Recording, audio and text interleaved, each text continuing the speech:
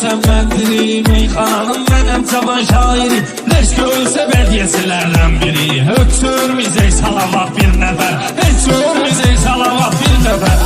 Arzu sözü güclü də al həstədə, Sumqayıtda şəhal tapar xəstədə. Mən deməyim söz deyil o dəstədə, hansıdır samballı babat bir nəfər, hansıdır samballı babat bir nəfər. Hansınsız zələk gəlir, şir gəlir, Allah evdə Allah'a xaltir gəlir. Dava gelir, üstümə bir gəlir, ikinci sən zadniya bir nəfər, ikinci sən zadniya bir nəfər.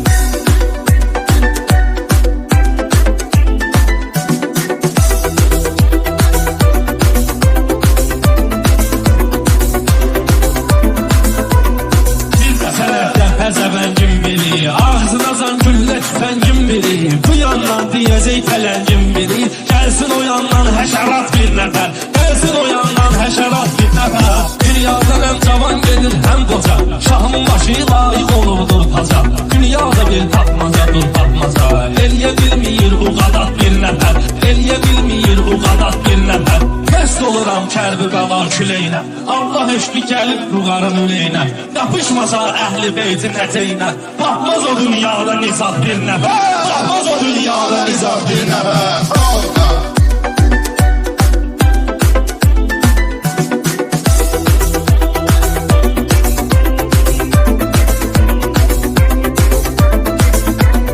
Tapdalayıb əzməliyəm bitləri, bugün parçalaram parazitləri.